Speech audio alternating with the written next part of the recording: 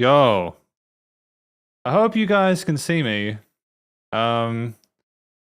This is us trying a new way of doing this today. Hopefully you guys can see me. Hopefully I'm at a good volume. If I'm not, you guys will let me know. This live stream should be louder than the previous ones because I've actually boosted the volume so that it is louder. Let me know if it is louder. Okay, because I need to know if it's louder. This should hopefully fix the problem of why is the live stream quiet? It's not perfect because there's no mastering bus on OBS, but it should be better. But sup? Hello to you, Blue Dinner Box. Hello to you, Jacob.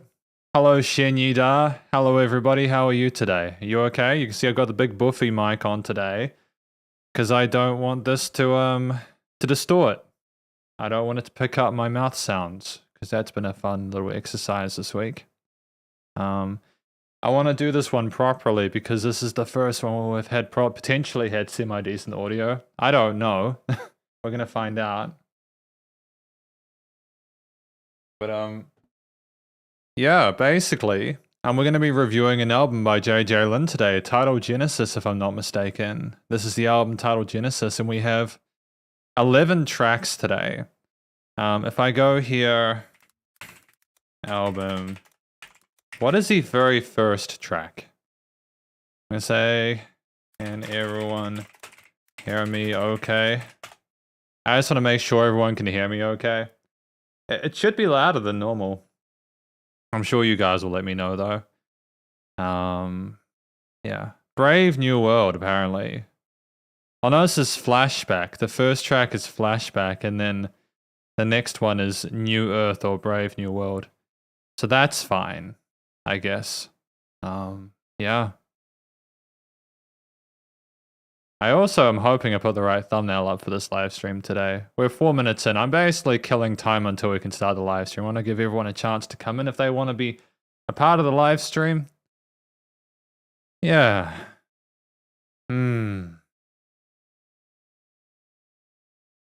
Yeah. I'm just gonna get started anyways, actually, because I've already tested the audio.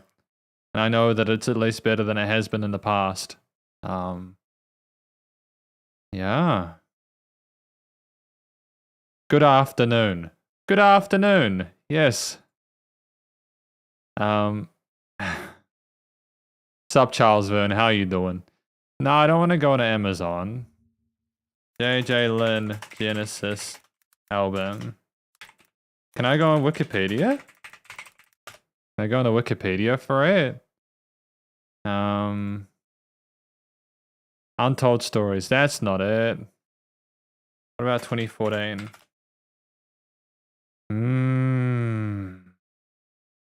Yeah, there we go. Cool. Anyways, screw it. We're just gonna get into it, okay? So as far as I'm aware, we're starting with Genesis album, right? Yeah, Flashback. Let's just go. Let's just do it. I'm sure you guys will let me know if you can't hear me. I feel like I'm talking into a void, you know? It's at 3, right? Oh, that's louder for me, but not for you. 3 and 3. Please let me know if audio balance is okay so that I don't go insane.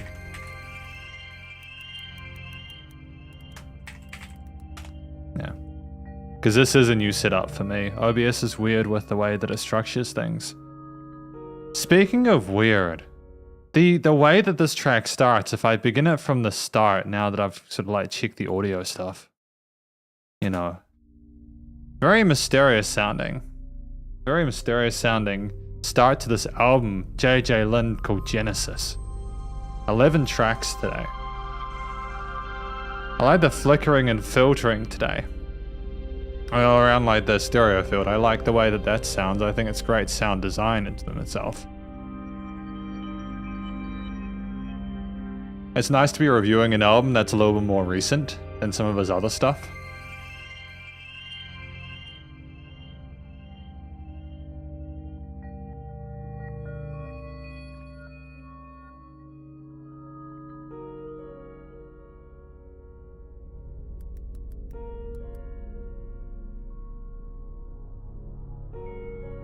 I mean, I like the combination of like the synth strings and the occasional piano parts. It's just so mysterious off the bat, you know, flashback. Is this meant to be a concept album or something like that?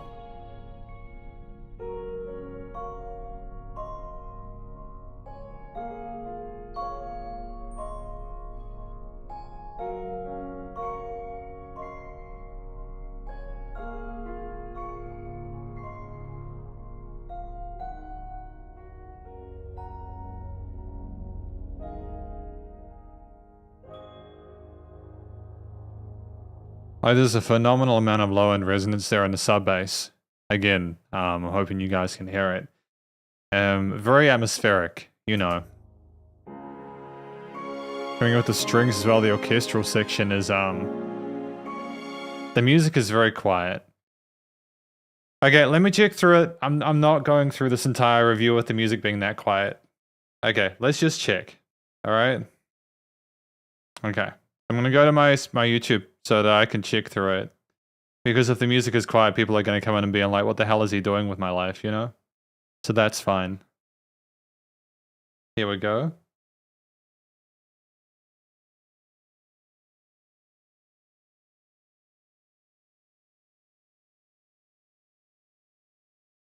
I mean, like, it is very quiet. Here's what I'm gonna do.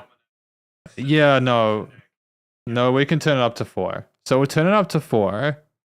If it doesn't sound good, then we'll put it back down to 3, okay? But it's worth remembering that, like, this is very quiet, just in regard. Yeah. So I've put the music louder now.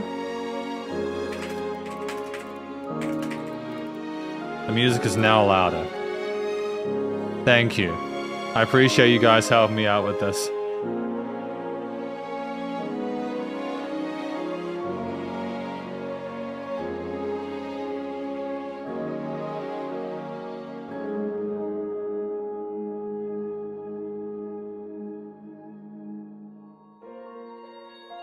And the fluttering of the synths and the sides is pretty.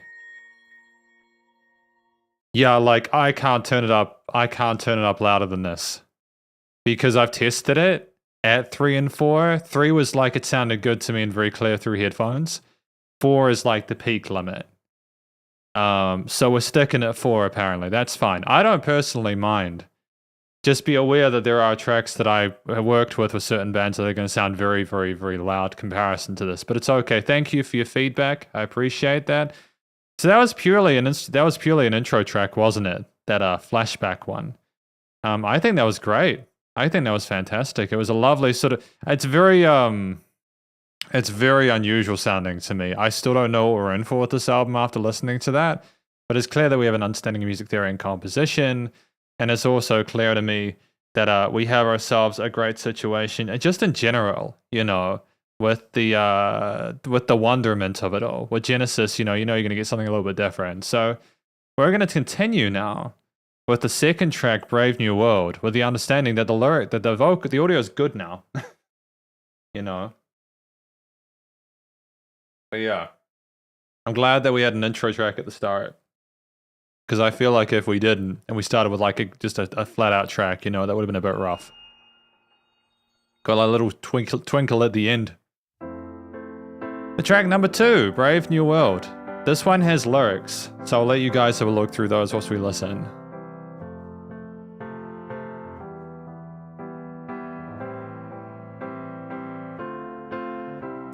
I like the... We're going for dubstep synths alongside the pianos and the drums. I haven't really had this combination of elements before.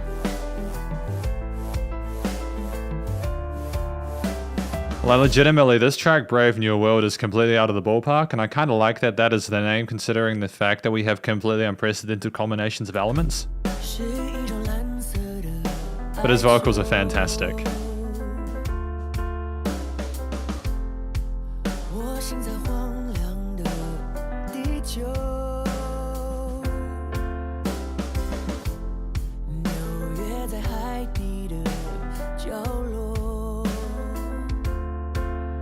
I mean, like his voice in that higher range there sounds exquisite over top of the 808 that we have, as well as the drums and the piano lines overhand pan to the sides.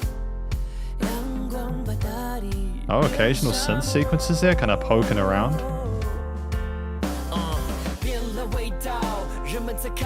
Is this JJ Lin rapping as well?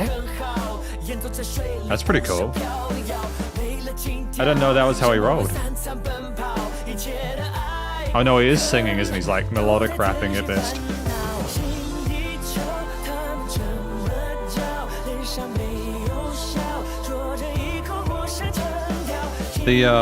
Those triplet arpeggios on the pianos on the right side glide really nicely as a sub-layer towards everything else with the triplet groove.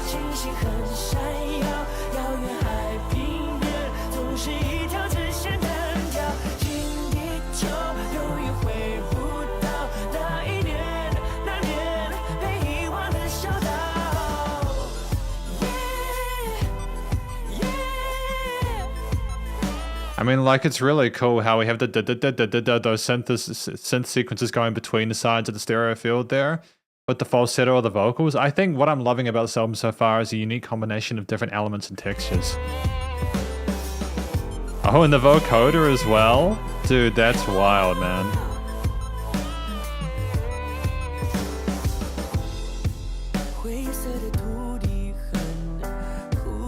There we go.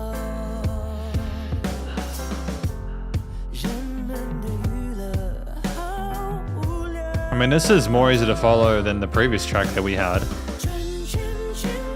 which follows a more sort of traditional format. Great personality though, the previous elements, you know.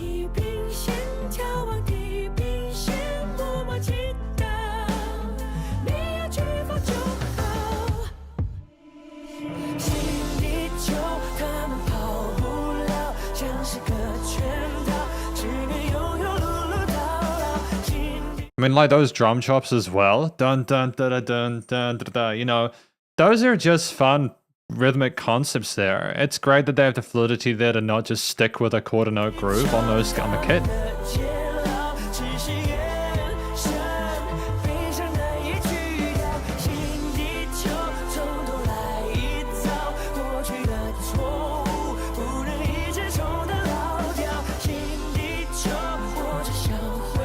And like the cascading backing vocals on the sides. You know how they're coming down like that is very pretty. You know, and there is a sense of beauty and sort of like, it does follow along nicely from Flashback. Sort of ethereal flow to it. I mean, this was 2014, you know, 2014 when there were, the EDM elements were still coming in strong from the early 2010s.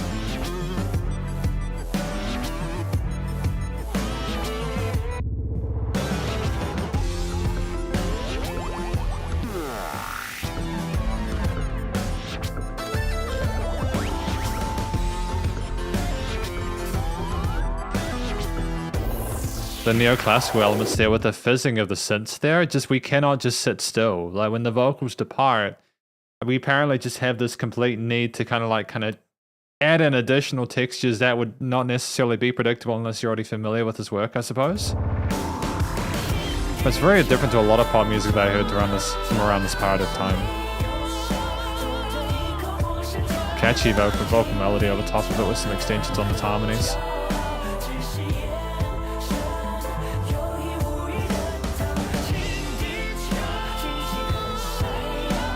The modulation at the end of that run is kind of dope though, the fizziness of it, you know?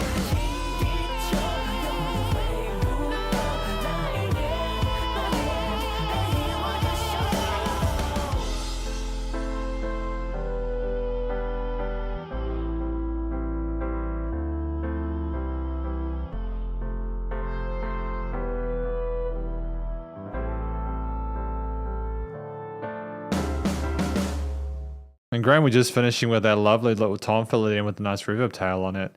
Great. Song's easy enough to follow along to. I'm just gonna have a look at the lyrics, and then I'm gonna have a look through the file that I have. The file of you know, like I'm gonna listen through the live stream to make sure the audio is okay, and then we should just be good in future. Because I know a lot of you guys will like listen to this via your your tablets or your laptops or like your phones, especially phones. Phones are a real bit of nastiness there in regards to how to mix and master for those, but that's fine. You know, that's good. It's a kind of blue sorrow. I woke up to a desolate earth.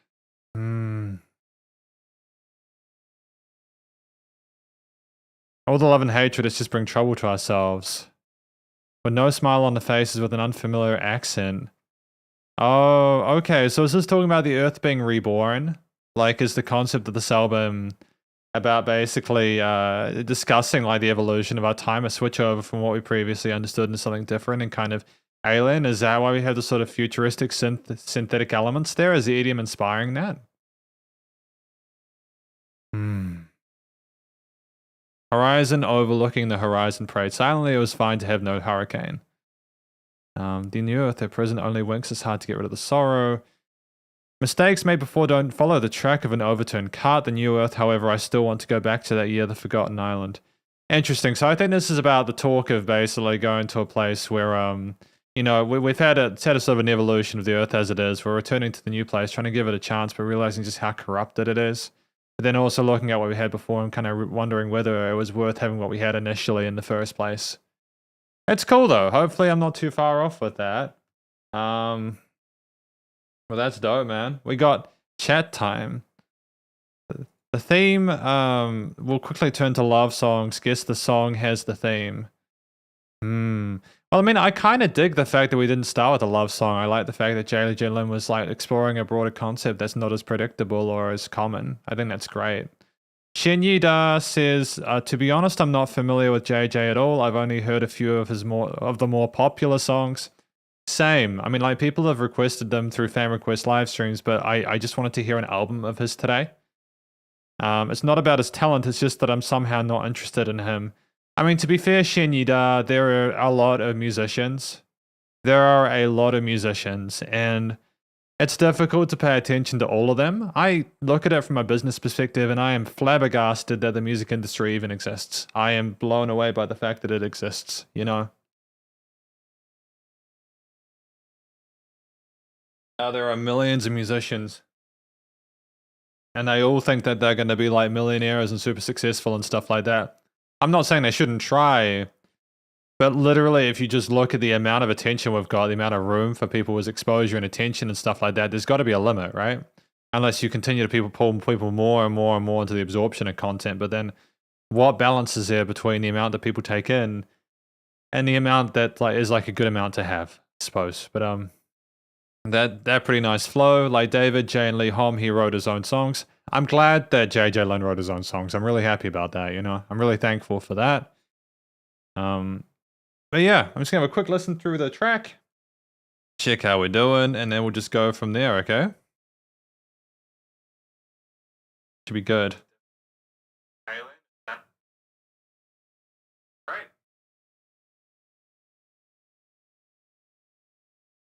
I'm gonna find the audio.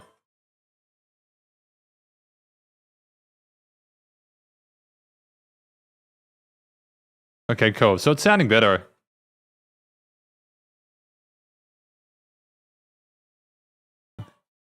Okay. Yeah, that's much better. Okay, thank you, Jacob, Shenyida, Woody, and everyone else so far, Charles. Yeah, it's just good to finally get around to checking out a JJ Lin album. You know, I'm really excited for this. I think it's great to listen to new musicians. Let's continue, shall we? I think I've gotten the hang of that second song though. We've got oh, hang on. Oh no. No, did I pick the wrong one? Oh, I could have sworn I had the right one. Oh, here we go. So this is the one I wanted. No, this is the one no. Oh no. No, it is. Cool. So I've actually found this really cool website. The Chinese Panda Music, and it's got a lot of the translations I couldn't find for the songs that maybe had less attention on his album. So I'm really thankful for fan translations, eh? But yeah, lyrics time. Listening time. Awesome. Let us continue to track 3. We'll just hear the end of that one. Number 2. Track 3. Continuing with the lyrics. Ah, nice use of harp. Exploring our different toys in our toy kit. And this one is, yeah, this is the gardens. It does sound like you're frolicking through a garden, to be fair, you know? I can definitely hear that.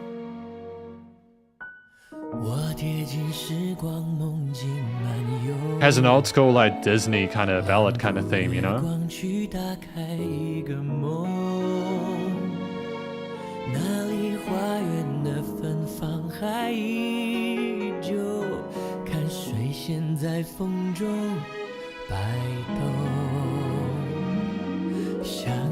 I love the dynamic range to the performance there. He's not allowing any of these instruments to dominate the range, and I also really appreciate the fact that he just has this fantastic panning, and it kind of like he's featuring different solo instruments at once. And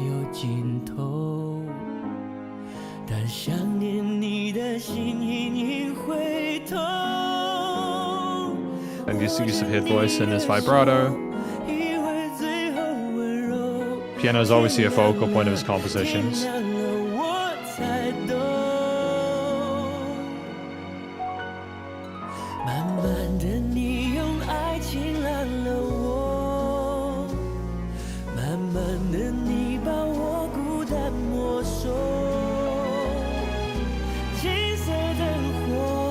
A little bit of fry on the preamps for the vocals, but I don't necessarily mind that.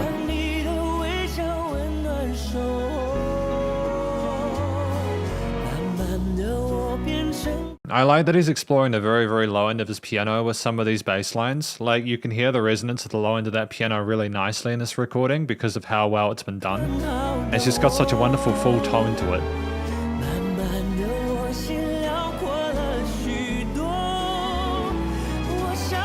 Repetition of the kind of like the way he's phrasing those sentences.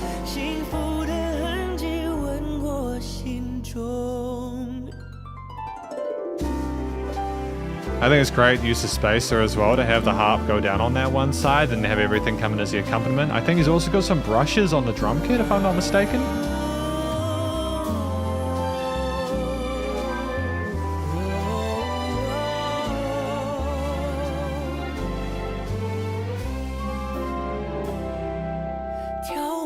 I mean, like, how many different instruments have we heard in this album so far? Like, there's got to be about like 15, 20, right? We've got a whole lot of orchestral woodwind, string instruments alongside the bass, the different sequence sizes, the drums, etc.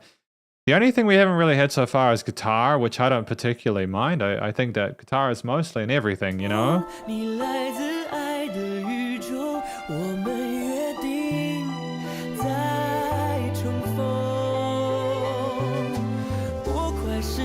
Yeah, the brushes alongside the double bass are a fantastic jazzy's kind of.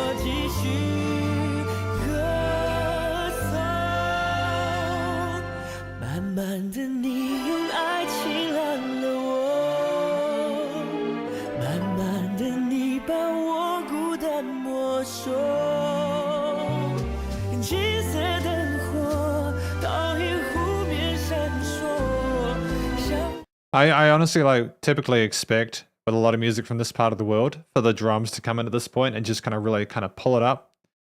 And I'm kind of glad that we haven't had that. You know, because I feel as if it's just such a done thing to have the drums come at the end and kind of like make it more epic, you know.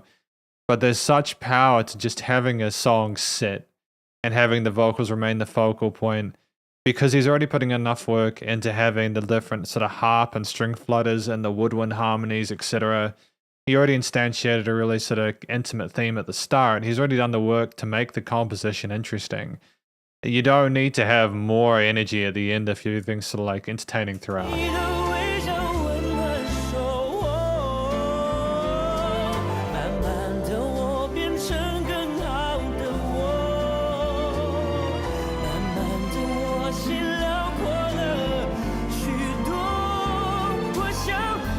Yeah, power, man. There's no hard consonants or anything like that. He's very soft in amongst the rest of the elements of the mix, but he still stands out really well.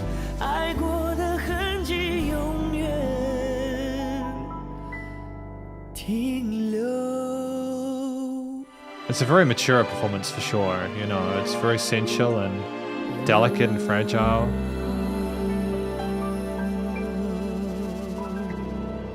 There's a great sense of care and warmth in the overall tone of it, partly due to the instruments, but also because of the gentle nature of the way it was played in that sort of piano or pianissimo sort of format for the most part. Great stuff. Great stuff. We're going to look at the lyrics. This one, track number 3.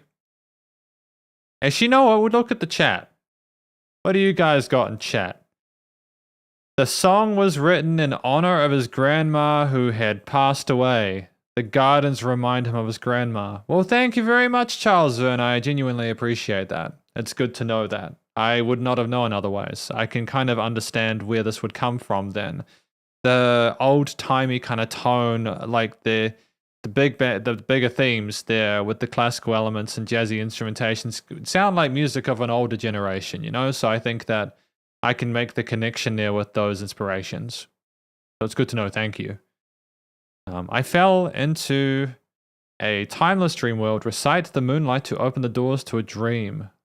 Ah, yes, there we go. I remember when you said love has no end. When I think of you, my heart will hurt. Yeah, I can definitely hear this being a song about his grandmother who passed away. It's incredibly sad. I think this is one of those situations where, like, if you are familiar with the language, you will have absolutely no issue whatsoever with feeling really strong, intense feelings with the music. For me, I don't understand what the track is about because I can't understand it. I can feel a depth of sadness from it, but at the same time, it doesn't necessarily overwhelm me or anything like that. It's simply just a thing that we're all going through, you know? But I'm glad, this is why I'm glad to read through the lyrics to kind of clarify things, to know exactly where we're going with that kind of stuff. So we've got looking towards the sky, okay, from a galaxy of love. And I think that that's a beautiful concept, you know, a galaxy of love, such beautiful imagery within this, you know, we promise to meet again, make my watch go faster, you are at that Greenland singing together with me. I just think that, you know, from what I can hear in this, I think that JJ Lin's grandmother was a beacon of hope for him and someone who was tremendously impactful in his life. And I think that this music communicates it very well as the story that is told within the vocals. You know, slowly I became a better me. Slowly, my goodness, I'm sorry. I apologize to everyone. I am not trying to go whoosh like that. It's not something I'm having fun with. It's just it's just me trying to figure out how it works. I laugh, I cry, I am drunk, I am awake. The traces of happiness kiss my heart. The traces of love will be there forever. So yeah, I think that the song, as Charles has mentioned, is one about his grandmother, and I think that it is one where it's him sort of like coming to terms with that. It is a song about that, and I think it's wonderful, and I'm grateful that JJ Lin not only had the technical and compositional chops to be able to write a song that did such respect for that moment, but that he was also able to sing that in such a believable and genuine way, and that most importantly, he was able to show his vulnerability to us all. I think that's wonderful. Jivy Luke says, I used to listen JJ Lin's early songs a lot. Most of them are very pop and popular in karaoke. His latest music explored many more new areas and became more complicated and colorful, and became more difficult to sing. That's interesting. I can kind of understand that because it makes sense when you think about it. It makes sense for musicians' vocal lines to become more difficult because they become more comfortable in their own skin. They learned how to articulate and express themselves more effectively. I think that's a beautiful thing. I think it's really important to improve and continue to develop yourself as a musician as you go along. You don't want to get into that kind of rut where you're stuck and you don't know how to move forward. I'm very proud of him for doing so, although I can understand why it's frustrating for anybody that's trying to sing it. But we've got track number 4, The Romantic. I'm just going to have a bit of water because my throat is kind of scuffed today. I don't know what that is. I just must have been doing a lot of reviews recently. so my throat is not happy at the moment. But I enjoy doing these reviews, and we're here today to listen to JJ Lin, a musician that I've been meaning to do an album review for literally a year. So here we are. Jacob Good, just before I go, says, Jacob Good says, I am quite pleasantly surprised. The song has a depth and maturity which I often don't get as much from his usual hits. Well, that's the wonder of listening through an album, is that you'll often find the best songs are the ones that aren't the smash hits, because they're the ones where they don't feel like they need to fit into a box. They're literally just selling themselves. Well, they're not even selling themselves. They're just putting themselves in there as additional context to help give the singles lift in certain situations. I'm not saying that singles are cheap or whatever, singles are great, but I firmly believe, especially with a lot of the artists I've reviewed, that the ones that aren't the singles are often just as good as the ones that are. It's just they're looking for a certain aesthetic or an introduction for people, But anyways, track number 4, The Romantic. Get lyrics for you guys. There we go.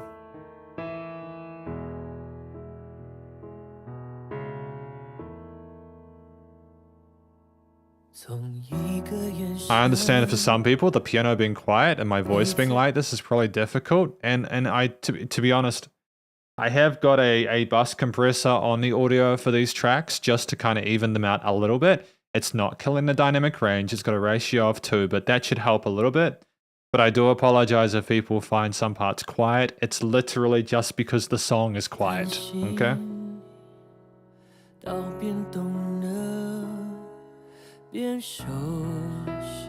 He loves his piano accompaniment. Oh, some more sort of synthy stuff. What's going on here?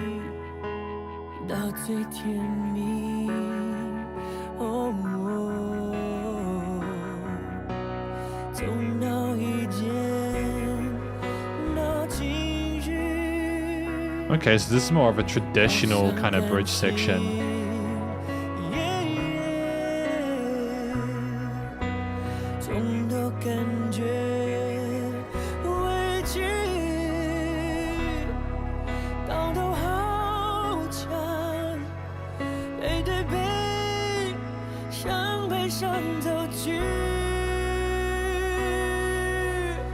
So we have a more sort of traditional sort of format here where we have the vocals at the focal point.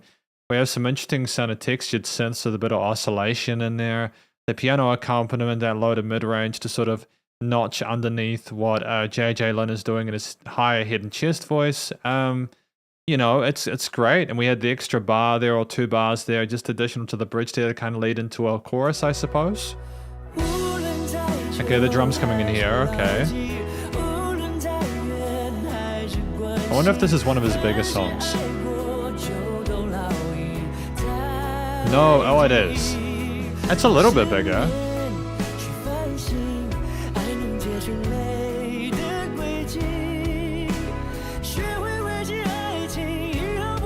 Yeah, no, he's got phenomenal technique. These legato passages he's doing are fantastic.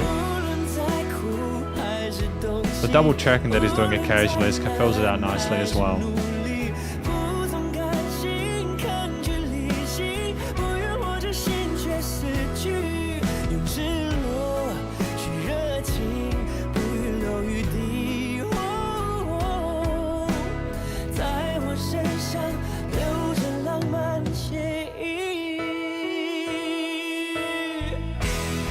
Fantastic. I'm really grateful that he held that note for that moment there.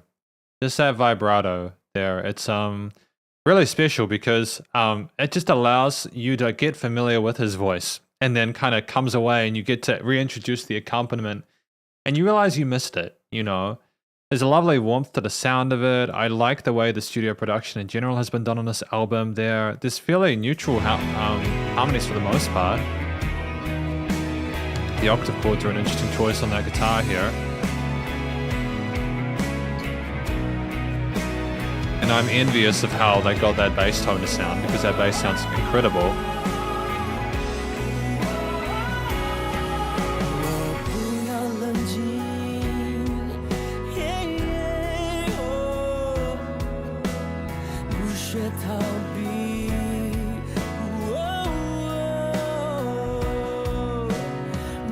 I think this is slightly more developed than the previous part we had like this. Yeah, different melody tails on the vocals.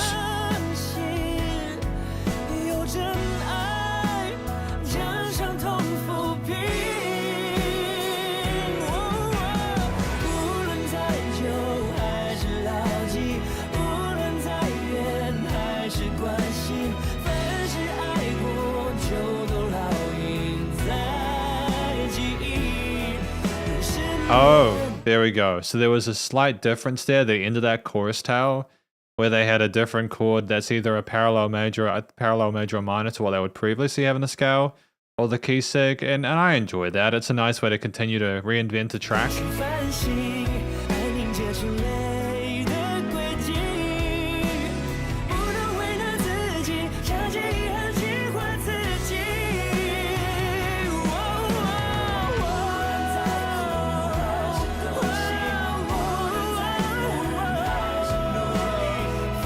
I mean, he's a sensational singer, his technique's solid. The composition isn't super exciting. Like, I don't really enjoy this as much as The Gardens. I think I would have preferred to have another lead element here. I think that it might have been cool to have like, I think it would have been cool to have like, if you're going to introduce the guitar there for the first time, have a guitar solo, or then if, you know, to be fair, again, I'm biased because I'm a guitarist. Have a solo from another instrument. There's so much room in here. Even if you're having it as a different sublayer, like I heard sublayers of higher synth or string parts in the like the bridge sections, which were panned to the side, and they were nice and airy and bright.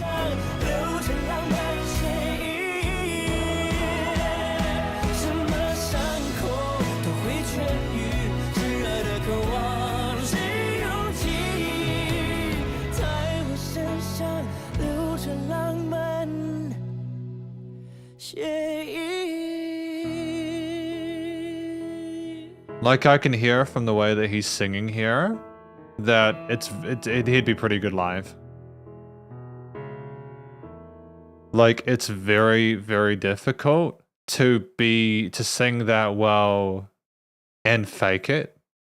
There's too much technique involved there, too many boxes you have to tick to be able to kind of half-ass that and kind of get the engineer to fix it. It's the kind of situation where to sing like that, you just have to do a great take. And I think that JJ Lin nailed it, you know, for sure. For sure. So that's great. That's awesome. So that's basically track number 4. Chat time. I think JJ's voice is the definition of very talented and very safe pop vocals. He's also known to be close to perfect in live performances too. I can hear, you know, JJ Lin, and I can tell immediately that he's someone who is very technically proficient as a singer. I kind of would love to have JJ Lin work with Eason Chan on some tracks with just some of the experimental stuff that Eason does. I think that'd be fantastic because, you know, Eason, don't get me wrong, Eason is a fantastic singer. But I think that continuing to push JJ Lin out of his box, his comfort zone, would be really helpful. Because it'd just be great to see what he does in that situation, you know? It's kind of the same way I feel about, like, Zhang Yuxing. If he'd continued to make music, like, what kind of music would he made? What would they have done in 2014, you know? I would like to know that because I think that to be able to get a feel for like the EDM stuff or even like even the prog stuff, like a lot of the genty kind of progressive metal that we have nowadays, I would have loved to have seen what musicians like Zhang Yuxing would have made of that because that I'm sure they would have been absolutely into it. You know, rest in peace, obviously, but yeah, I think it's just testament to some musicians that I keep bringing them up. But this is JJ Lin's performance today. Charles Vern says he has worked with Eason. Actually, well, that's good to know. Thank you, Charles. I'm not aware of it at this point. Oh, in 2014, Eason released an album called Rice and Shine. Oh, okay. So that's great then. That's serendipitous because I was curious about it. And then you guys provided with me the answer. So thank you very much. I appreciate that. Genuinely. I just wouldn't know otherwise. But that was track 4. We got lyrics though. What do we got lyrics wise for track number 4? Romance from a talk and an eye contact. So this is about the different paradigms of relationships, the good and the bad, you know. It's all engraved into the memories as long as we loved, using insomnia as a way to regret. Love turns into the trail filled with tears. Learning how to love now so I won't regret in the future. So is this more talking about understanding the throes of love and relationships and everything like that, and sort of just coming to terms with what that means and how to accept it? Is that the kind of vibe we're getting from this? Because if that's the case, I think that's great, you know? Try my best in living, but my heart is dying.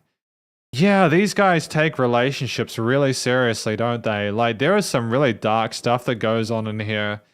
And the thing is that when I listen to a lot of music like this, and there's a lot of Western music like this as well, but like stuff from the States and everything like that, but they really hyperbolize the intensity of the drum. Well, not hyperbolize, but the lyrics are very dramatic.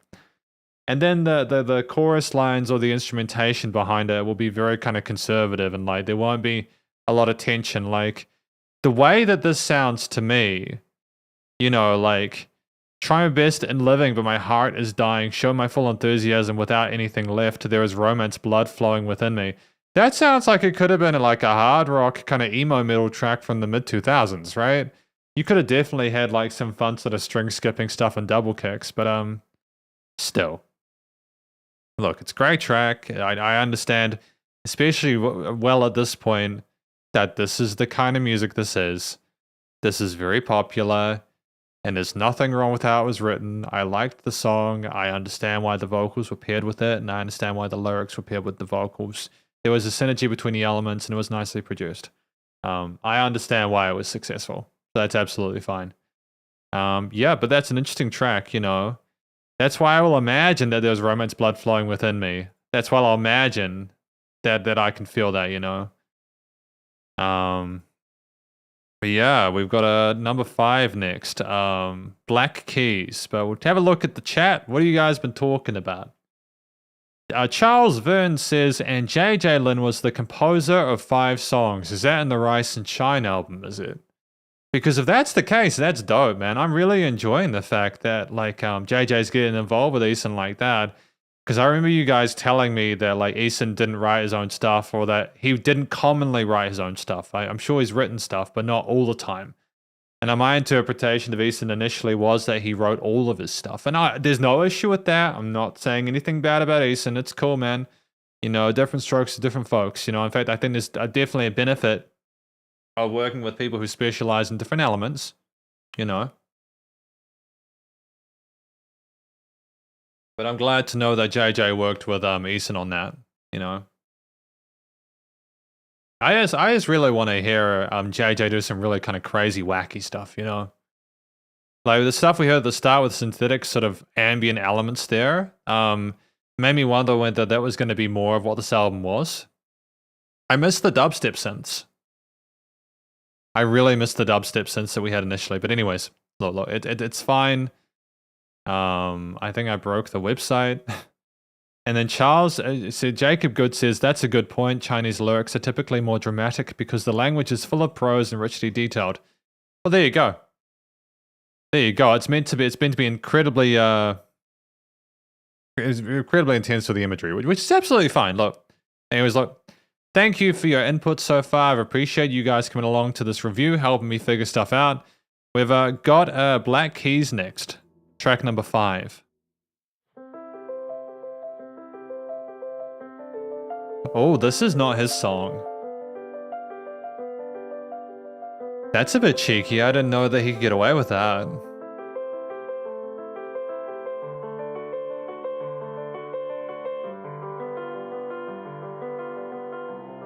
I didn't know he could get away with that, eh?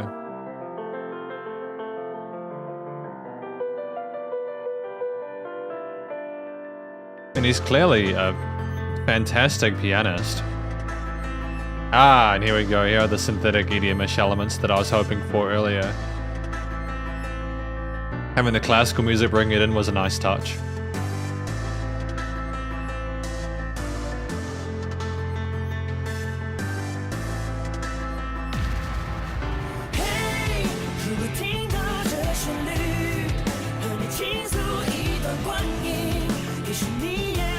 Hey, so you know how I was wanting them to do something kind of different, and how he's doing that? I'm stoked, man.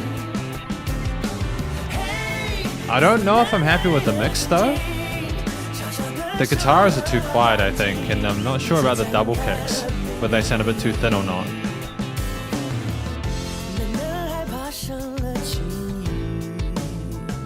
Like the guitars on the far side sound a lot quieter than the lead guitar in the center.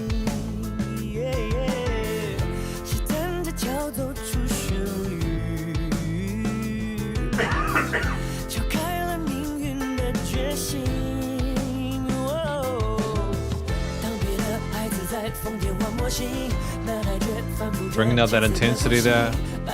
Great.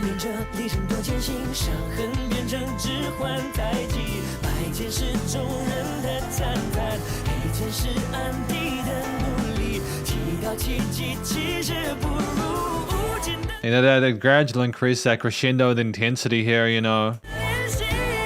Oh, there's a fluffy little synth riser in the background there. That was fun.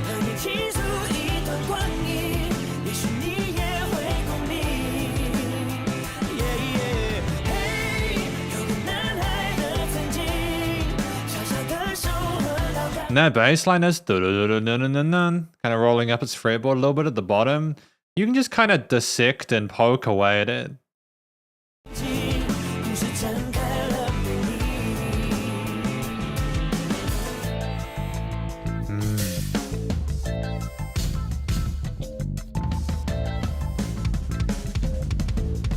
The drums are kind of dope here though, to be honest though. It's great that we're exploring them a bit more actually. Hang on, although that does actually sound like a sampled drum kit. I'm not actually sure if that is someone playing it or whether they've keyed it in. Those sound like drum samples. Nah, I think they're using an electronic drum kit, you know?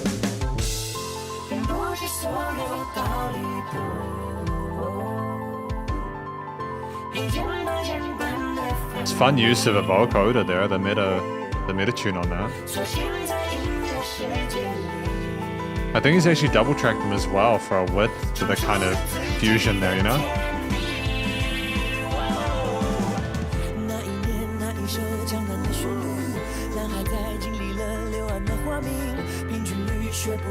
We've got elements of like rock and metal combined with the synths and some classical parts. I suppose this is the epitome of fusion in it.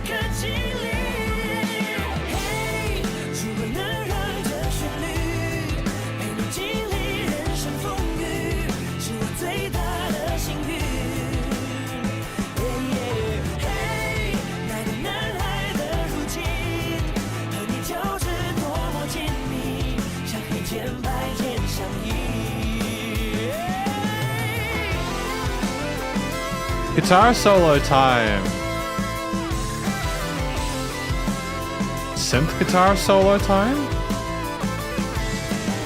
Is there like a synth effect on the guitar there, kind of helping it sort of like flesh in with everything else?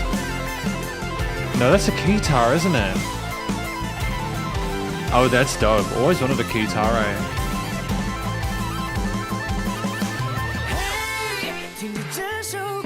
That was phenomenal. There's such a creative use of different tones and textures within this to work across a fairly traditional and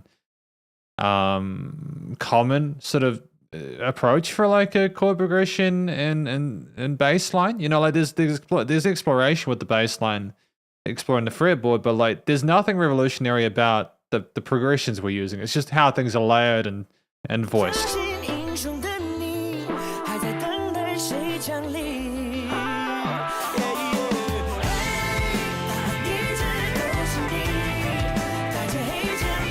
That's great how he's managed to key his vocals in this part as well, the synth backing going around the lyrics.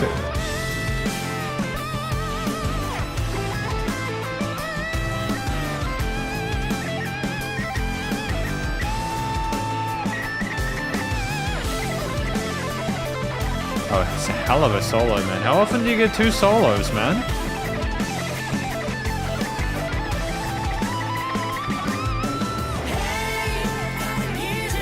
mean, like, I don't particularly mind having an additional chorus when, like, they've put a lead element in between and given it enough room to breathe, kind of freshen up the palette for another part. And the fact they're harmonizing the top end sort of synths with the vocals of this part to kind of keep it fresh it's clever.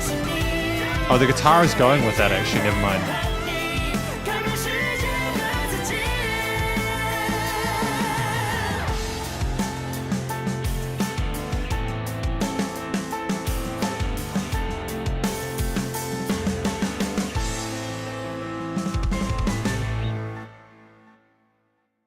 That's fantastic. No, that's excellent, eh?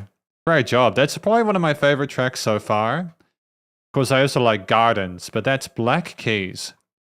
Like, going into that part of the track, I could never have predicted that, like, we were going to have that kind of vibe there with, like, starting with that sort of that cover, that classical track, coming into, like, that big sort of synth, guitar-y, bass, vocoder-esque kind of culmination of elements there with several different solo sections.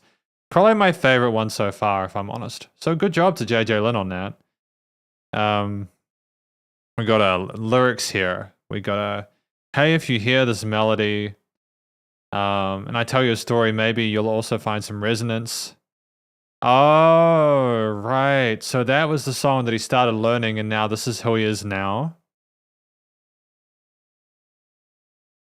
White keys are the applause from the audience. Black keys are the hidden hard work. Damn, dude. Yeah, you want to stay away from the easy notes. You want to go pick out the hard ones.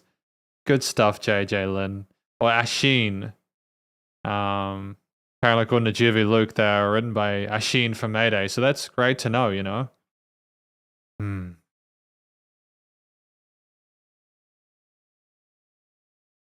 Black keys are the endless challenges. White keys are the golden melody. The interwoven symphonies all teach me to be thankful for every moment. But the answer has always been you. With the rebelliousness of the black keys, change the world and yourself. I think that we've definitely earned that. I mean, like, it was unpredictable with the way we sort of approached the different sort of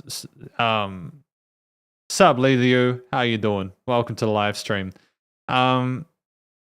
It was unpredictable with how we approached the different elements within the accompaniment and arrangement. I think that we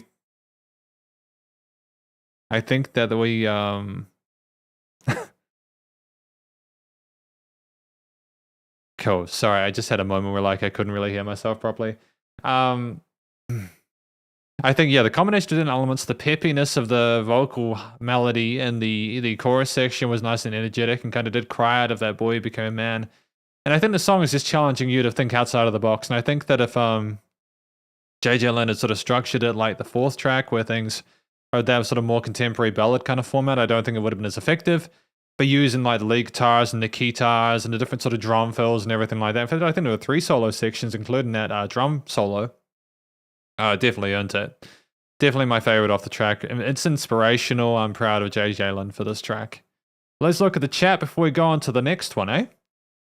Shen Yida says, I do think that many of JJ's lyrics rhyme for the sake of rhyming and that the lyrics have no meaning or context. The lyrics of Zhang Yuxing songs have a background and a meaning. They are more like poetry or prose. I hear you. I hear you on that front. I don't know the words, and I can't really say for sure whether or not JJ Lin's stuff is like that. The lyrics I'm reading today sound fantastic. For the most part, I can kind of imagine how they work with the music. The only reason I was comparing, the only reason I mentioned Zhang Yuxing before was because I was talking about if Zhang Yuxing were around at the moment, like if he was still alive at the point of 2014 to sort of talk about the different genres. I was just mentioning how it would have been interesting for Zhang Yuxing to be able to play stuff like, you know, like to experiment with sort of electronic music and like all that kind of stuff. That's what I was going for there. I'm not trying to compare the two. I don't really think as I've done more and more of these reviews, I've learned that it's not good to compare musicians. So I'm trying not to at this point in time, you know. But thank you for letting me know. I definitely Zhang Yuxing stuff is poetic and pretty. And I'm finding some like prettiness in this as well. I think this song sounds fantastic. I think it's a great message in this one especially. I think that The Gardens was a beautiful one too. Yeah, Yeah, Jivi Luke says, I love the song. I think the lyrics was written by Ashin for Mayday, which would be dope if it was. Ashin has been involved in a few different songs, haven't they? Glad that you like the bass line, Jacob. Good. And I'm glad that you like the guitar solo too. I like the drum solo as well. There's lots to appreciate within this track, but we got track number 6 now, alright? Making progress through this album, halfway. Now, it should be noted that this one features GEM, or Gem. So this is a duet, and we've also listened to it before.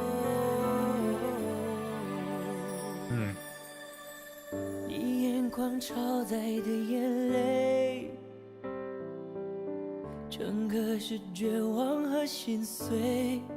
我可以看见你忍住伤悲，那一双爱笑眼睛不适合皱眉。你目光独有的温暖。I think the strings make sense. And the guitar as well. And the piano coming in makes sense because it is JJ Lin and he has piano and everything, which is fine.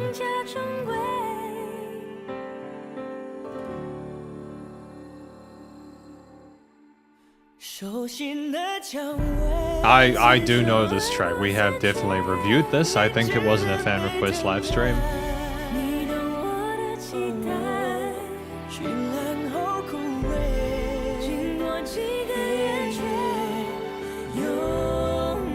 I like how they come together for a unison point with the Beltry. I think that's a really pretty sound to that.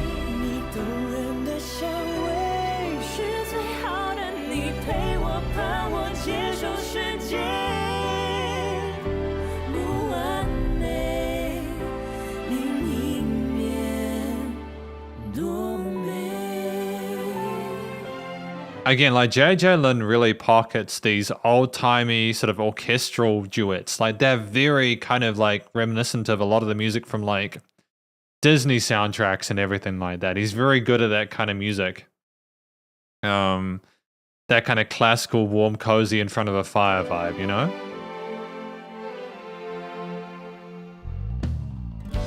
Okay. Drums and bass. Smart decision here. Reinforcing the theme. Low in resonance. Further interaction of the duets.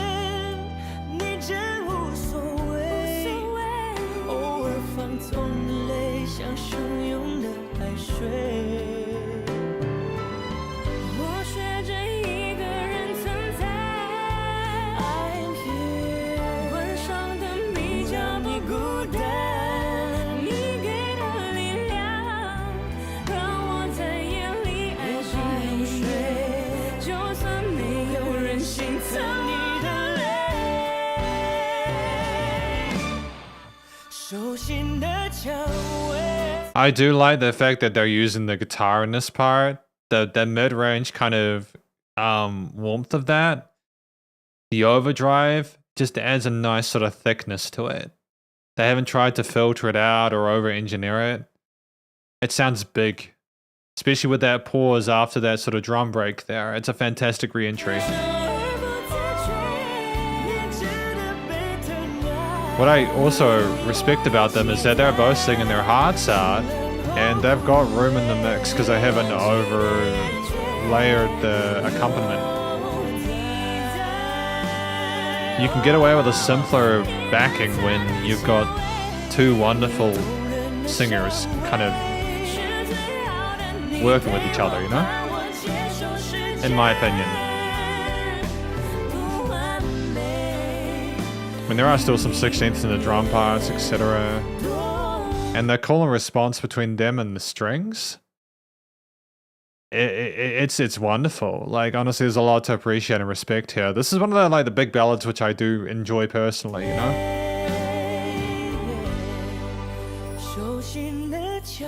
I still want a Beltry. I still want to buy a Beltry, but they're really expensive. They're like $600 or something like that.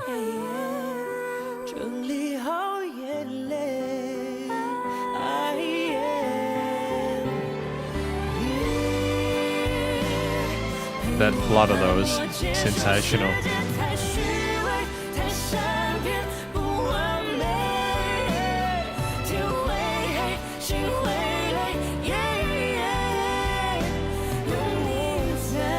you can like predict the groove of it because they're repeating some parts of it and focusing on the vocal accents. 别害怕，我太近，放手。 Sounds like a conversation between the two, you know? It's very intimate. That little flutter on the right hand there in the space was a smart move.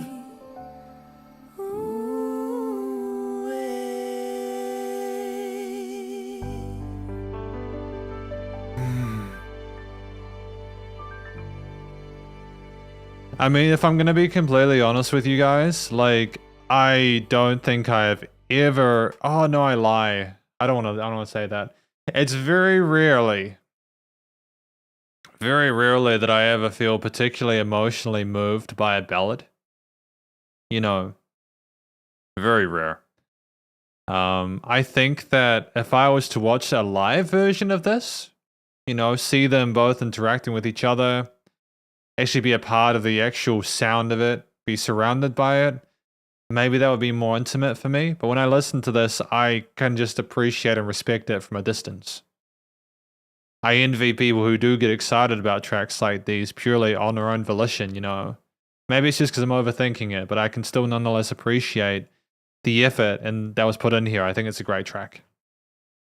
For sure, you know. Okay, so am I on the right track? I think I'm on the right track, you know. Hopefully I am anyway. So we've got a... This is the rose in the palm. Apparently this is called the rose in the palm. So we've got your eyes hold too many tears. The passengers are hopelessness and heartbreak. Yeah, it is another love song, isn't it? The rose in the palm, unconsciously prickling the hand. You deserve to be loved. You understand my hope. Yeah, okay. Yeah. Sometimes you let go and the tears are like a tidal wave. Why do people get so like emotionally like overwhelmed by this? Like why is it that people get overwhelmed by this? Why do people enjoy stuff like this, like outside of the fact that it's just musically really competent and the vocals are done extremely well? Am I just burnt out? You know, like am I just overexposed to this? Like I don't know, because there are some tracks I just feel like I've listened to so much music that I need to really kind of get a shot in the arm. I need to get a punch in the shoulder to wake me up, you know? It's yeah. It's cool though, you know. The strength you give me lets me fall asleep. Even if no one cares about my tears. Withering after the bloom, how many cycles it's been. I'm here. Accompany me. See, I like lyrics like this, you know, accompany me, accompany you, hoping I will accept the world's shallowness, inconsistencies, imperfections. The day will fade, the heart will become tired. I'm your hero, everything will be okay. I think that the way I see this track and the way it's sung, it's not like aimed at like the youngins. It's not aimed at like the teenagers or like the people in their 20s. I think this is a song that kind of relates more to people in their 30s and stuff, right? You know, you've been in multiple relationships. Being an adult has kicked your ass a bit. And like, you just get to a point where it's like, oh man, I just want to have someone. I know the world's full of crap, but I just want to have you by my side so that we can both be okay with kind of how dumb a lot of things are, but we can accept them and get it through together. I think that's how I interpret this track. I think this is potentially indicative of both of them getting a bit older and just kind of like trying to find a kinship in it, you know, despite the harshness of the world around them. They're just trying to find a safe place within each other's arms. That's how I see it, eh? Well, what do you think? You know, what do you think? Yeah, what do you got in the chats? You guys have been talking? Jacob Good says, one of his biggest duet hits. I like this one. I like when duets sound super diva and big voiced. That's cool. I have absolutely no complaints about that personally. I think it's fantastic when musicians feel comfortable to express themselves in a way that is technically competent, and when they've clearly put the time into building up the theme so that it only makes sense for them to really sort of show off. I have a problem when people off the bat just go all over the place. I don't like that because I don't think they've earned the chance for them to be more so explorative with their vocal melodies. It's just too much at once, but eventually at the end, I like when people get to that point. You know, it's a personal preference thing, you know. Blue Dinner Box says, I do prefer... Is that a song on this album? Well, we'll find out over the song for his duet, but the song is good though. It's just that the other song brings back some old memories. Yeah, it's the same way I feel about a lot of songs that I grew up with as a teenager. Like, there are songs from bands that I used to listen to. To be honest, I don't really care about the new ones because the old ones were from a time where I was growing up and it meant more to me, you know, especially when bands feel the need to kind of like become what they think is going to help them sell records, and they just completely destroy themselves because of it, you know. Like Trivium, a band that I used to listen to, they did that. They got really kind of in a bad place, and then they came out of it, became heavy as hell again, and then the new stuff's absolutely dope, you know. Yeah. Junchi Huang says, yeah, you are difficult to be touched by a ballad. I am. I'm a difficult to please, I suppose. Shin Yida says, the chorus song is that all the female colleagues around me order. I see, so this is a popular song with the ladies. Good to know. A girl's favorite, perhaps with a dreamy air like J. Chow's Confession Balloon. Yeah, well, I imagine, I understand that. I think it's because a lot of women, and forgive me for overstepping the boundary, a lot of women just want a guy that there's just no drama and no bullshit with, you know? So to have that kind of communication with a guy, I can imagine a lot of women probably relate to this, because a lot of guys are full of drama, you know? And it's not fun to deal with, especially if you have to mother them, you know? Finally, we got Charles Verne. I think the power of love lies in the phenomenon and that people are usually more engaged in relationships and that people can relate to what they experienced. Oh, dude, absolutely. That is exactly it. That is exactly it. People gravitate to the stuff because they're in relationships, you know, 100%. That's my first guess. I just wanted to hear what you guys had to say, you know, just to kind of get more of a sort of an all-round kind of understanding of it. But that's dope. So we got... Anyways, thank you for your input. I appreciate you guys help me figure that stuff out. We've now got track number 7, which, as I understand it, is If Only. Lurks for you. This is the biggest track off of the album, apparently.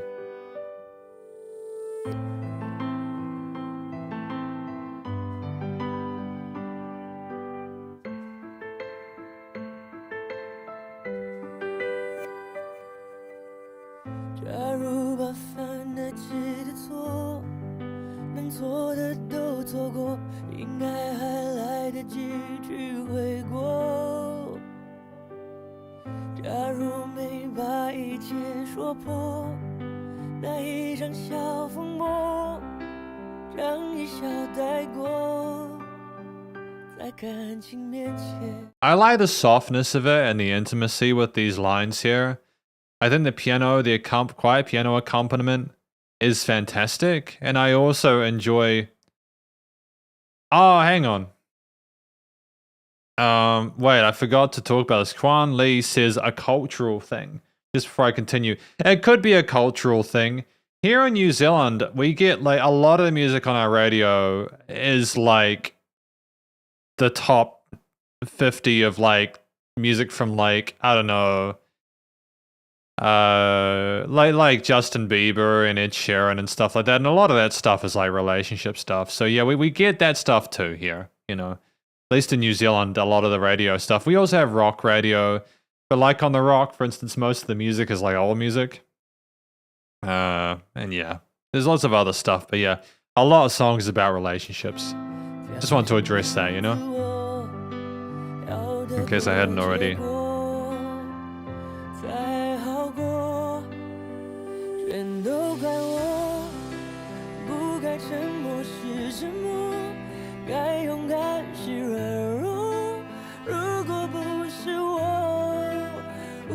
I think him singing by himself here is great. Oh, this chord progression seems to get tens of millions of plays. Oh, an unpredictable chord in there. Nice choice.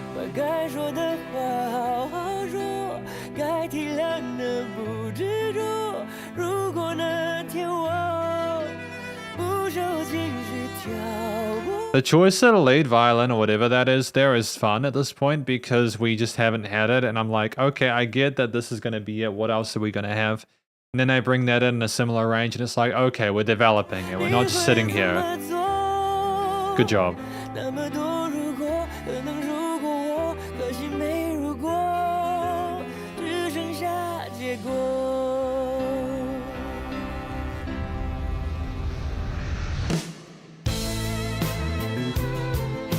The bass line.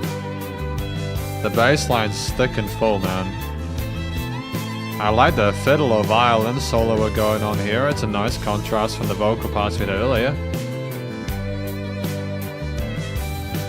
And the drum kit with those open hi-hats and the offbeat snares is dope too.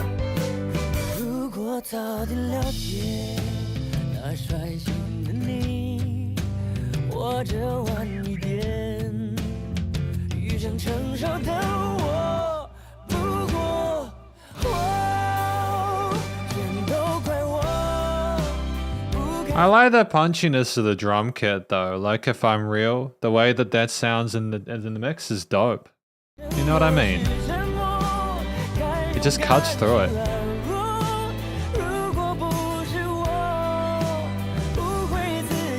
There's a great legato technique to his vocals here when he,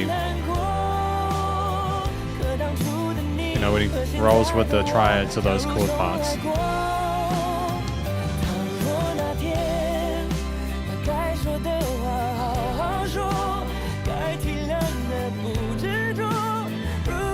Favorite thing for me so far has probably been the string parts and the bass line with how active that is, you know?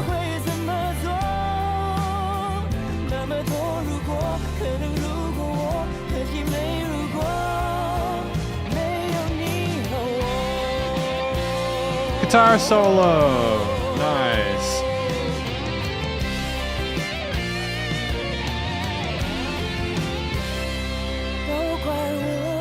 Beautiful, man.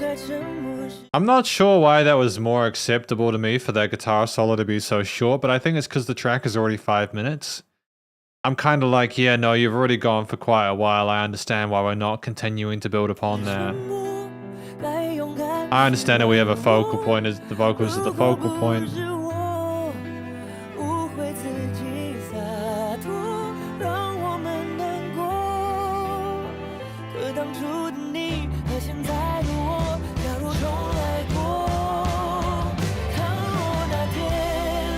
You know, like it for this kind of music, those tone fills are heavy, you know. Bring the guitar in.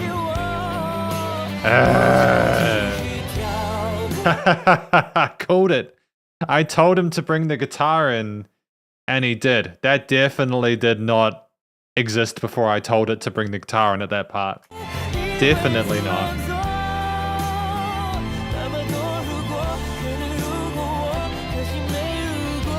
Oh, some sweeps.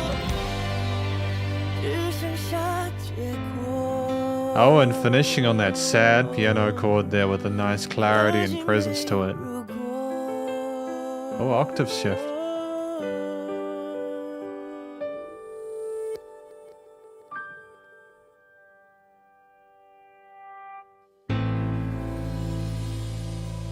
Nice cymbal shimmer at the end. Not sure about the reversed synth parts, but hey, you know, what you gonna do, right? It's just how they wanted to do things. It's fine. You know, it's fine. You know, sometimes if I look confused, it's because I am.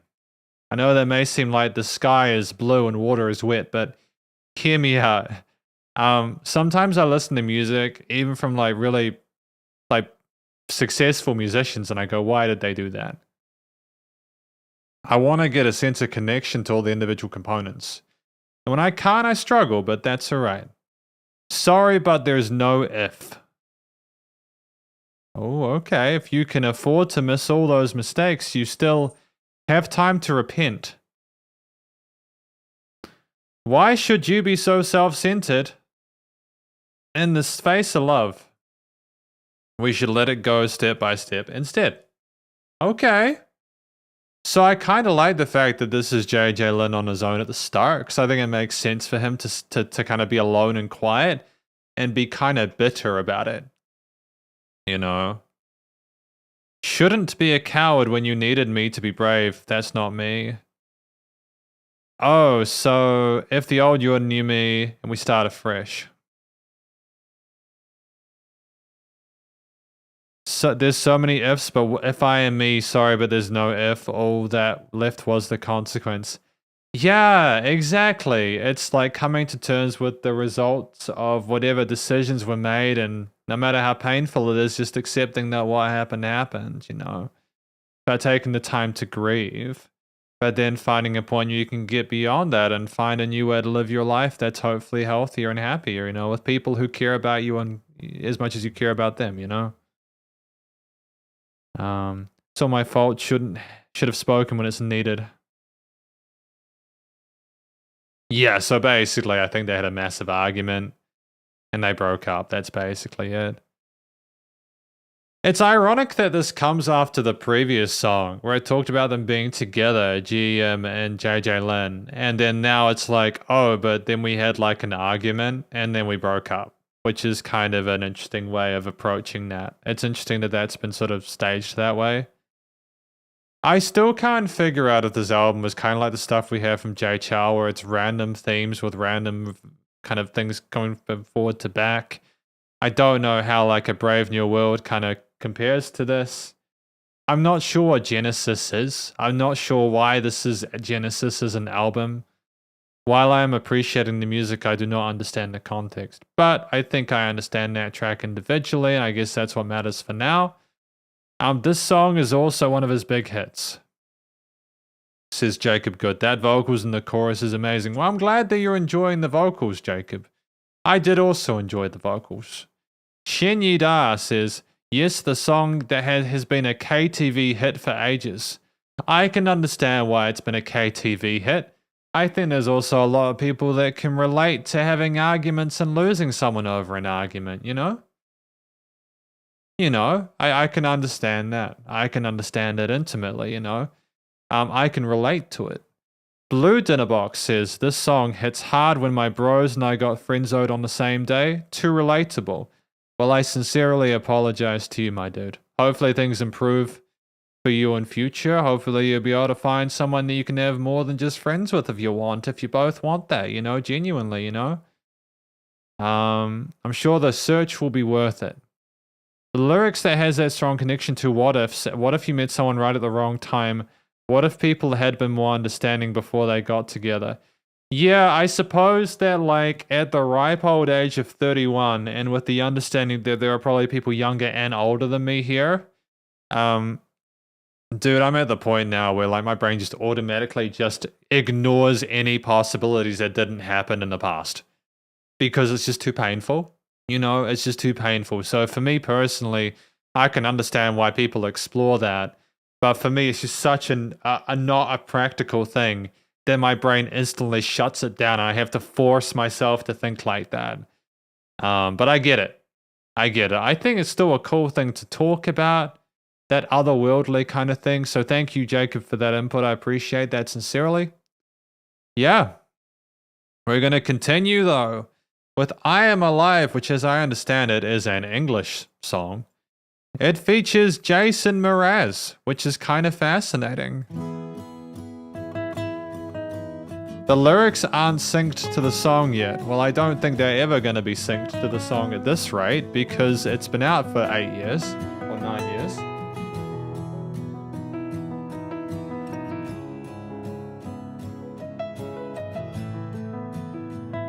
I like the guitar and the vocals. Well, no, the guitar and the piano parts. I fear the sky might fall and no one will hear my call. I take a breath and see, have all the strength I need. Days won't be the His English is same. great. Everything will change. Even mountains over time must get redefined. I know life's worth living. I keep on giving. I'm giving it all I got. I'm giving it my best shot. Yeah, no, I'm really happy with how this sounds. It's kind of trippy having someone that you've always heard sing in another language sing in a way that you can understand. Because like, oh, you're talking to me. You're talking to me. It's like, wow. And keep on trying. There is no shame in crying. Yesterday's Never liked Jason Mraz, if I'm honest. But he's singing well here. What it takes to hold on. I am brave and strong. I am every song. I am here to shine. I'm not afraid to fly. I am lovable. I am invincible. If I'm honest though, if I'm honest with though, like not really liking the song very much. And I am tough enough and I'm ready to catch the falling sky. It's interesting because I think this is parallel to what I heard from Shinyi Da, talking about how they felt about the lyrics from JJ Lin.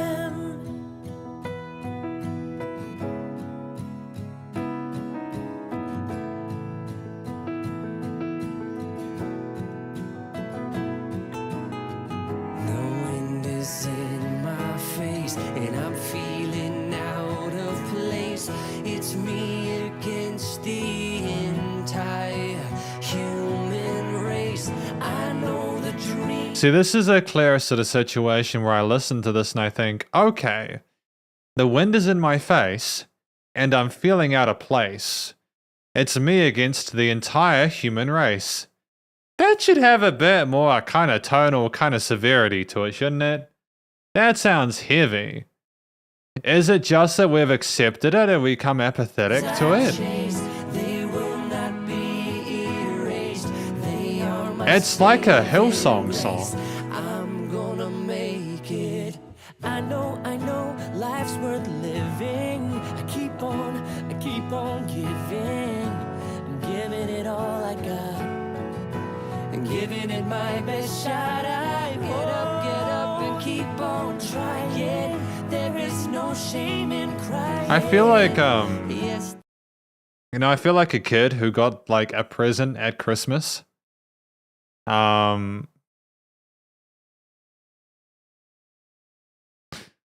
I feel like a kid who got a present on Christmas and the parents are like excited because they were like, yeah, definitely this song in English, Logan's gonna love it because then he'll understand it without they'll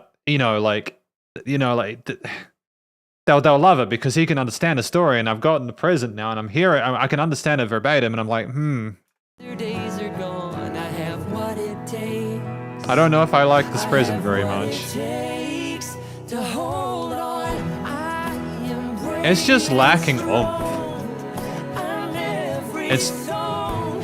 I am It's here like to a soccer mom that you see on Instagram. You know, like those moms that are like, I'm still young and they're like in their 40s and like 50s and like but they're literally just destroying themselves trying to keep up with the trends. And they've got like 5 kids and they're trying to pretend they're young. And they're like, I am strong, I am independent, I can do anything. And they just look like their life is just beating the shit out of them. This is kind of like what this track is, except like you don't get the heaviness of the reality of the situation because it's pretty piano chords and guitar parts. They could have talked about anything and they decided to make an uplifting song about being alive. ready to catch that falling sky. No. It's musically competent, and like the string plucks, like the little instrumental section would be fine. I think the issue is that I want the vocals and the lyrics or the accompaniment to be separate in different songs.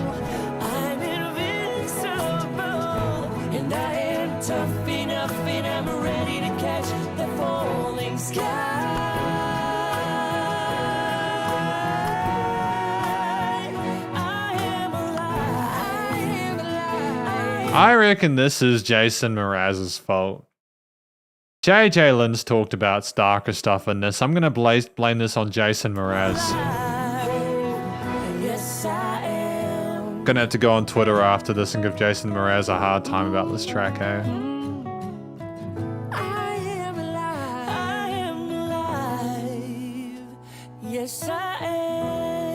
I have never missed the ballads format as much as I have at this specific point in time. I would like rather listen to that GM and JJ Lin track 100 times more than listen to this track once more. It is like, in my opinion, the lyrics are soulless. They don't have any representation of the accompaniment. It's just, I just can't stand it. There's no edginess, you know? I just can't stand it, dude. I'm sorry. I'm sorry if I've hurt anyone's feelings by saying that. I'm not here to be nice to people at the same time, but I at least try and be respectful. It's just a complete tonal mismatch, you know? And I think it's worse that I can understand the lyrics and read them in real time because I can be disappointed in real time. But anyways, enough about me. What are you guys talking about? Jacob Good says, haha, I went to see Jason Mraz live in concert 2 times many years back. Such a great live performer. That's cool, man. I'm sure he is. I'm sure he's wonderful. You know, he's got a lane that Jason Mraz is in. JJ Lin has a lane that they're in. They are 2 lanes, and they came together. And I don't know about you, but I feel as if it was a swing and a miss to me. But still good on him for trying. Still a well-written track. And the vocal harmonies were great. They were really sweet and really pretty, you know. Lol, Wind and Face, Fight Entire Human Race. I think that, again, that's the epitome. I think JJ writes better English lyrics than Chinese lyrics. Now that is a spicy take, Shinyida. That is a spicy take because if I'm honest with you, I think these English lyrics,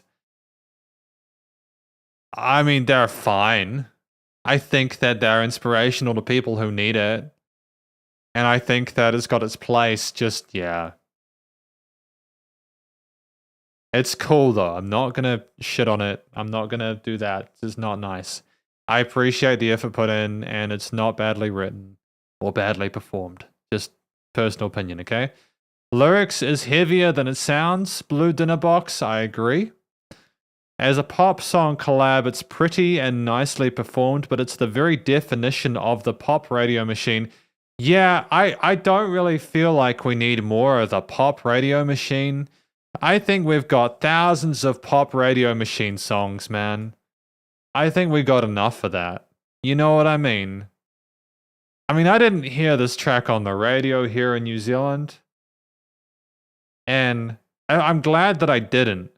Because the problem is that if this had been my...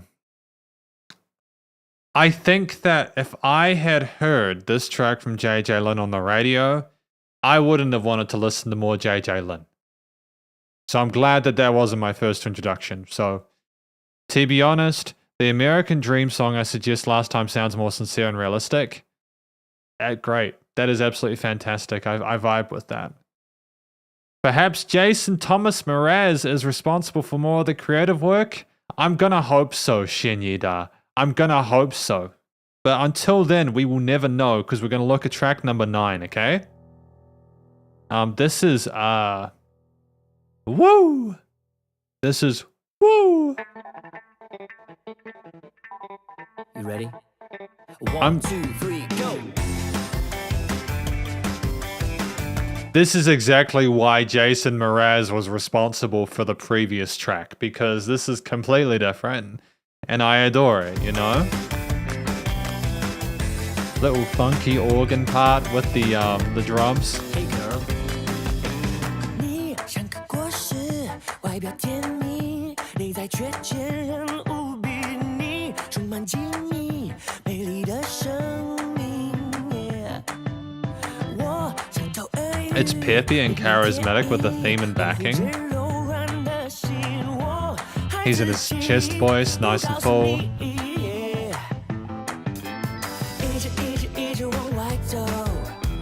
It's catchy, but it's fun. It's a fun song, guys. See, I like happy, fluffy stuff. I don't have an issue with it, man. I don't need to listen to, like, funerals every time I, listen to a track, you know? There's some kind of, like, old school kind of, surf rock vibes to, especially with the claps, you know?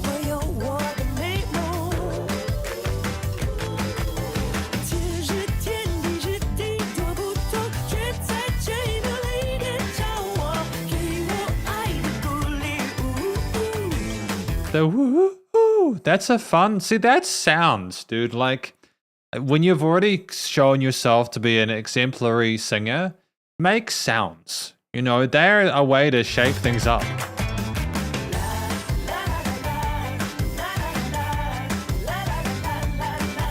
More sounds.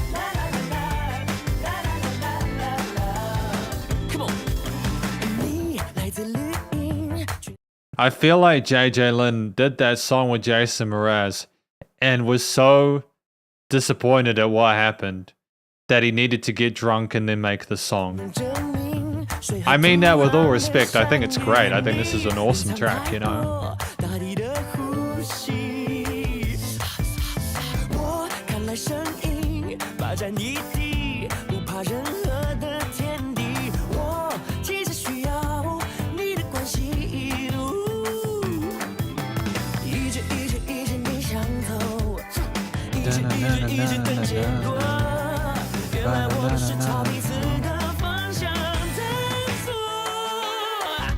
And there's like little sort of slidey guitar parts with these dominant seventh triads and these bluesy kind of funky elements there with the organ and the keys and such. It's such a tonal shift.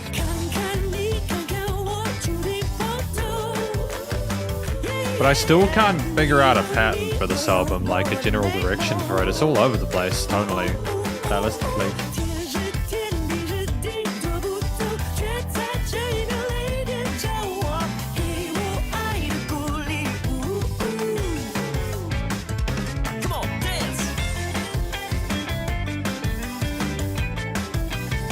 I mean, I feel like dancing. You know, I feel like dancing to this. Yeah, see, that's great. Like, honestly, like, if you put the work into, making a track that is entertaining and engaging and charismatic and, like, full of fun stuff to listen to, and if you interact with the audience and break the fourth wall, I mean, I'm basically a lump of flesh who never moves, right? And I will dance along to that. I'll raise my arms and do the sort of like that kind of cringy dance. That's great. No regrets about that.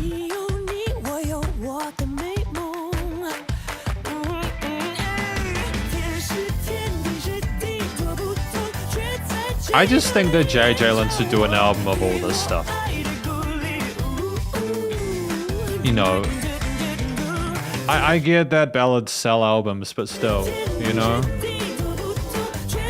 Sup, Hanson Lee Ming Ho? How you doing? Welcome to the live stream. It's nice to see a few new faces today.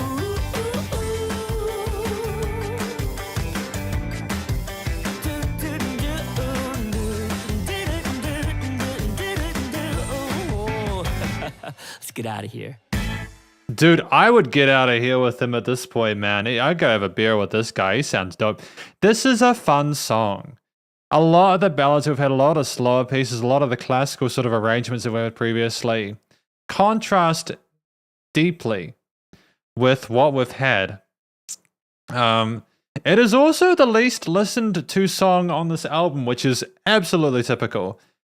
This is one of my favorites, though, nonetheless. You know, we've come to terms with the fact that my taste in songs is bad and not popular. And that is something I have to live with for the rest of my life. Get into a sassy mood. Still, no, I like the combination of the keys, the organ parts, the guitar, bass, drums, and the vocals and the overdubs as well. That sort of guitar solo in that set, like 2/3 is fantastic and just really, really positive. A really positive bit of development there, you know. We will continue with woo, you know. You are like a fruit, sweet on the outside but strong on the inside. You are full of secrets, the lovely life. You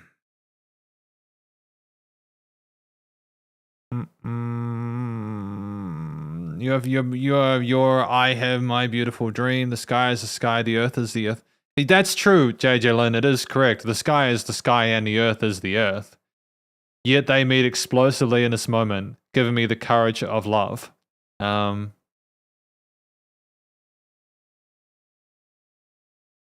Look at me, faded to me. This is my dream. Giving me the courage of love. So is this like about flirting? Is this about flirting and like getting involved in each other and having a bit of a dance around and stuff? Is that kind of thing? I reckon this is a song about two people getting together and trying to figure out whether they like each other or not. It's the dating dance. That's what I think this track is about, number 9. So that's dope. That's great. I'm going to check out chat. Sup, Hanson. Jacob, Blue Dinner Box says, I've seen singers who speak English but suck at songwriting. I mean, statistically, there is a chance that there could be singers who speak English but suck at songwriting. There are also people who could suck at songwriting but who can't speak English. And I mean this genuinely. It's just, I think that it's about where you put your ability points. You know, like you want to treat life like a big old RPG, right? And put all your skill points into the thing that will make you the most, give you the most benefit. You know, using common sense and patience and looking outside of the box for solutions you can't find otherwise. But yeah, that's dope though. I enjoyed that. It's a great track. I think that the lyrics are okay for most of this album. There were no lyrics in here I particularly was blown away by, aside from the one where I think Ashin from Mayday had to listen through those. But anyways, Jacob says, this one is Night and Day. Great song. I absolutely agree. And Junshi Huang says, have you ever considered doing reaction videos for Khalil Fong's album, Haha? No, but I do need to do it. I would like to do a couple more album reviews in April. There's also potentially going to be a surprise because I am working my ass off on it, but we will see. Okay? Yeah, but we'll talk about that when it... In fact, I'm not going to say a single thing about it. Just keep an eye out on April the 8th. There won't be a live stream, but there may be something else. Just a hint. Okay? I am working my butt off on it, though, at the moment. It's a lot of work, though. Speaking of skill points, just had an epic session last week for D&D. Will you be watching the D&D movie? Heard great reviews. Yeah, my girlfriend really wants to go watch it. And I'm pretty keen to go check it out as well. So I'll probably do that when I get the chance. I might... Because I'm going to be off work for 2 weeks. 2 weeks? Hang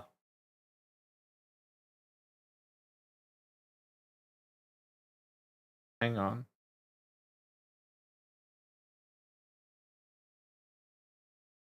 I don't know.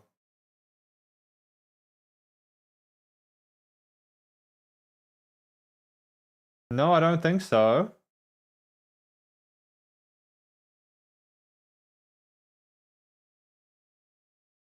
Oh, okay. We good? What's happening?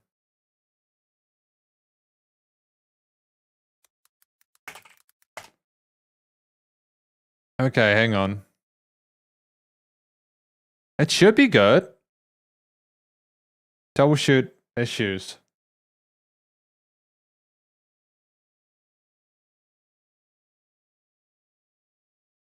We should be good.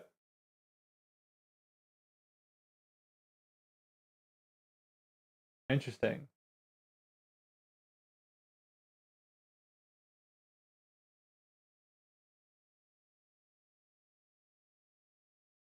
Hmm.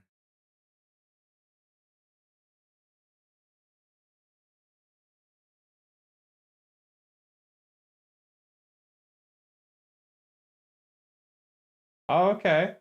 That's weird.